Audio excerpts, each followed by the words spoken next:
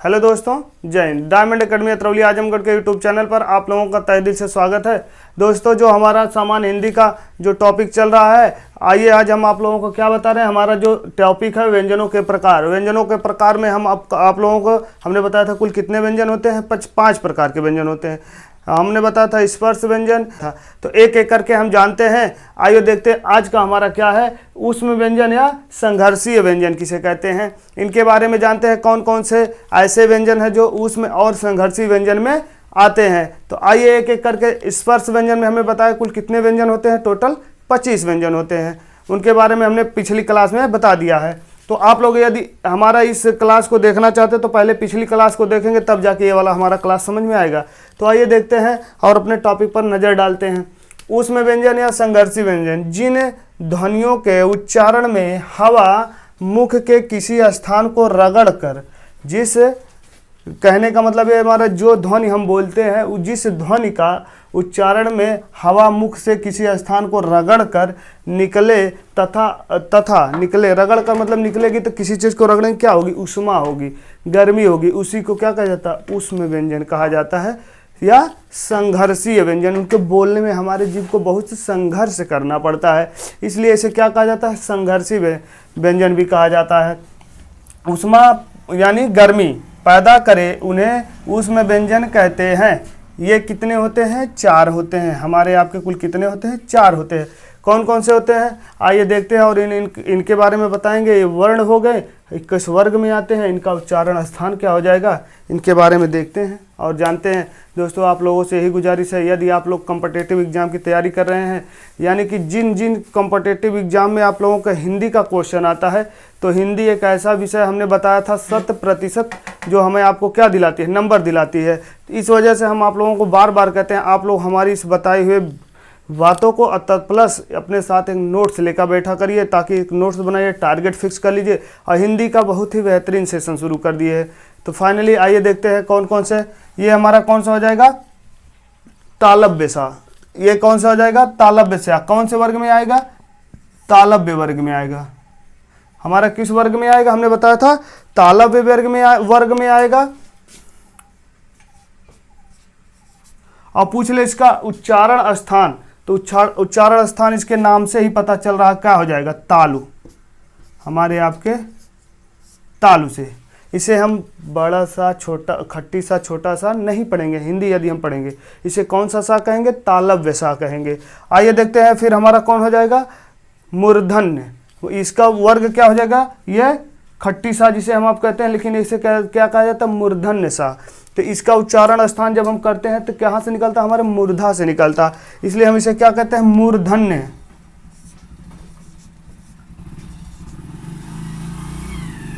ये हमारा क्या हो जाएगा, मूर्धन्य हो जाएगा। मूर्धन्य हो जाएगा जिसका उच्चारण स्थान हमारे आपके इससे वर्ग में देखने के बाद ही पता चल जाएगा कि ये हमारा आपका कौन से इसका स्थान से इसका उच्चारण होगा, हमारे आपके मूर्धन्य से। हमने बताया था ना, यानी कि मूर्धा से, मूर्धा। ये इसका उच्चारण स्थान क्या हो जाएगा, मूर्धा। क्यों, क्योंकि इसे हम क्या कहेंगे, मूर्धन्य सा कहेंगे। इसे क्या कहेंगे, तालव्य सा, इसे मूर्धन्य सा। और सा, आइए देखते हैं हमारा सा कौन से वर्ग का, वात्सर्य वर्ग का। कौन सा हो जाएगा, वात्सर्य।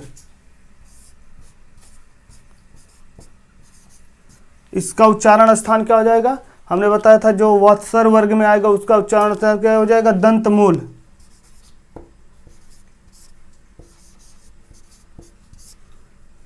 दंतमूल में इसका उच्चारण क्या स्थान हो जाएगा, दंतमूल या मसूढ़ा।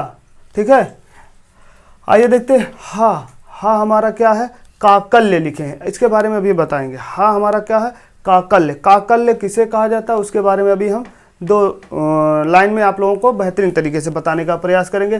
काकल्य क्या हो जाएगा, हमारा स्वर क्या हो जाएगा, स्वर यंत्रीय। स्वर यंत्रीय,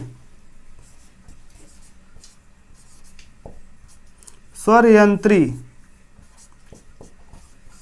स्वर यंत्री, यंत्री। ठीक है, स्वर यंत्री। ये हमारा क्या हो जाएगा, स्वर यंत्री हो जाएगा। ये हमारा वर्ग पूछेगा तो क्या हो जाएगा, स्वरयंत्री, यानी कि वर्ग से ही हम पता लगा सकते हैं कि हमारा उच्चारण स्थान क्या हो जाएगा। तो इसका उच्चारण स्थान क्या हो जाएगा, आप लोग बताइए क्या हो जाएगा। स्वरयंत्री मतलब स्वर से या स्वर यंत्र से हम बोल सकते हैं।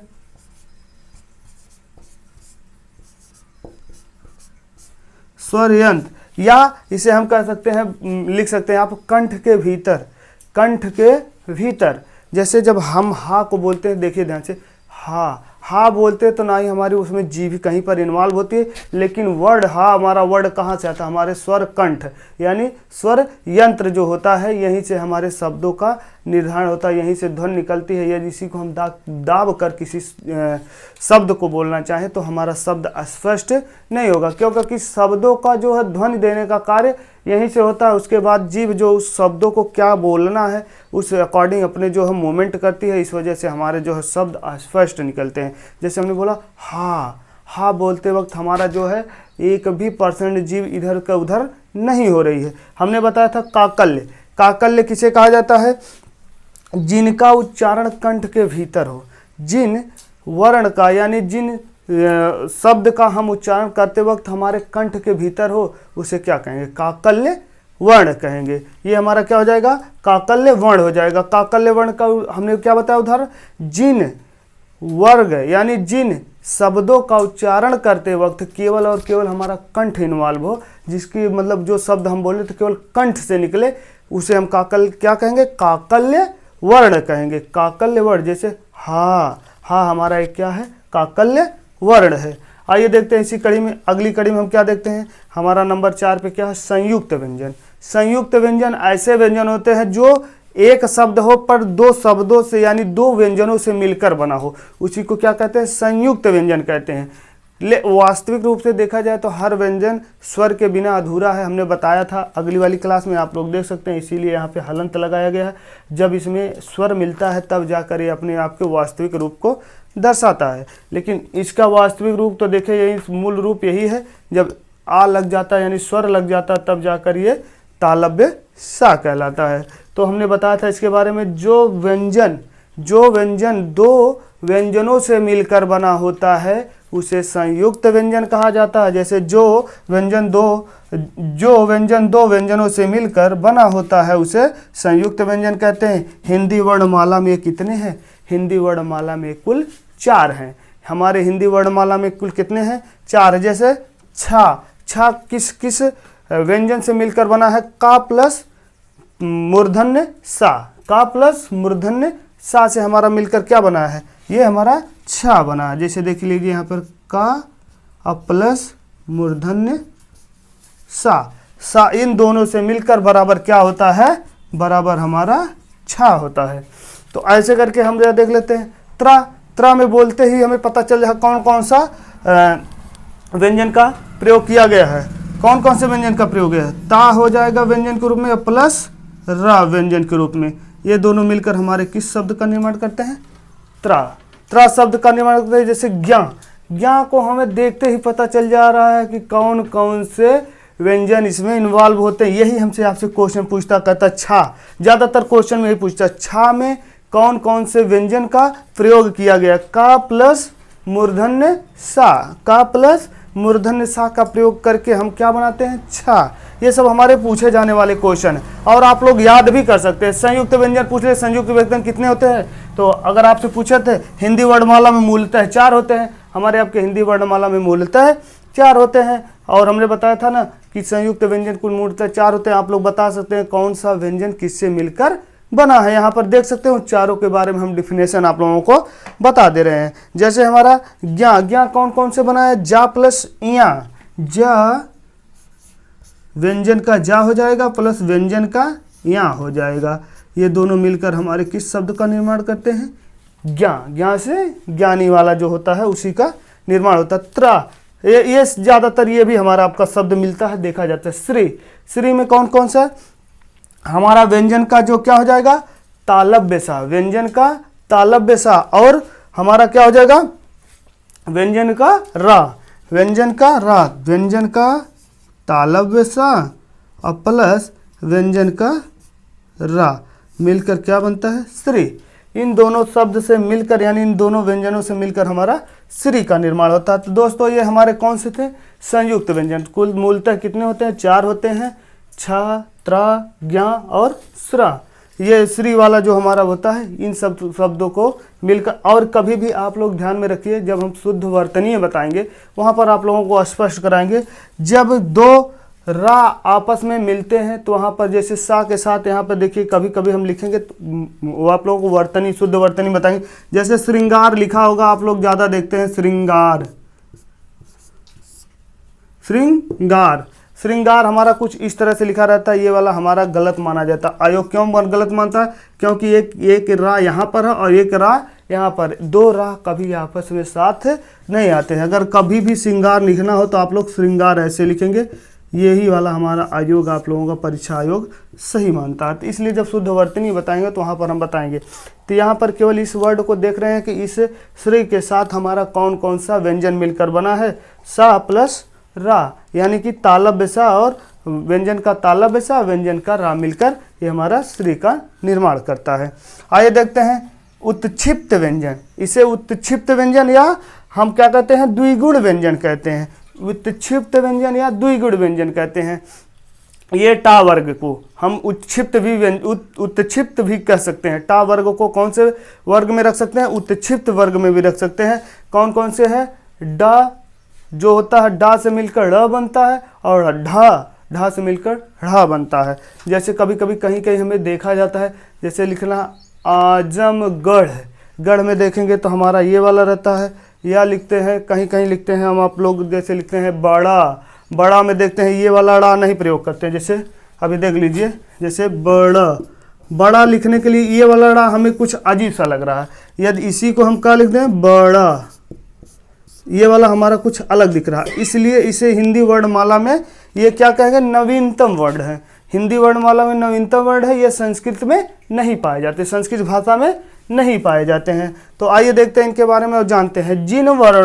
जिनके उच्चारण में जीभ पहले ऊपर यानी मूर्धा को स्पर्श करती, जिनके उच्चारण में पहले जीभ ऊपर यानी मूर्धा को, हमारे मूर्धा वाले को स्पर्श करती हो, फिर झटके से साथ नीचे की ओर आए, झटके के साथ नीचे की ओर आए, उसे क्या कहते हैं? उत्क्षिप्त व्यंजन कहते हैं।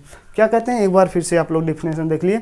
जिसके उच्चारण में जीभ पहले ऊपर यानी मूर्धा को स्पर्श करे। यहाँ पर ध्यान से देखिए, जीभ पहले ऊपर यानी मूर्धा को स्पर्श करे और फिर झटके के साथ नीचे की ओर आए, उसे उत्क्षिप्त व्यंजन कहते हैं। ये टा वर्ग को यानी जो टा वर्ग होता है, हमने बताया था ना, टा वर्ग को ट, ठ, ड, ढ यानी मूर्धा भी कहते हैं। लेकिन यहाँ पर देखिए टा वर्ग को उत्क्षिप्त वर्ग भी कहते हैं, या ये उत्क्षिप्त वर्ग कहते हैं, यानी कि इन्हें उत्क्षिप्त व्यंजन या द्विगुण व्यंजन भी कहा जाता है। आइए देखते हैं वर्ण हमारा कौन कौन सा है। हमने बताया ना ड़, ढ़, इसको बोलते वक्त हमारे कौन सा जीभ हमारे कौन से भाग को स्पर्श कर रही है? यहाँ पर देखिए तो पहले हमने क्या कहा? मूर्धा हमारे किस भाग को स्पर्श कर रही है? मूर्धन्य को, यानी कि ढ़ मूर्धन्य को।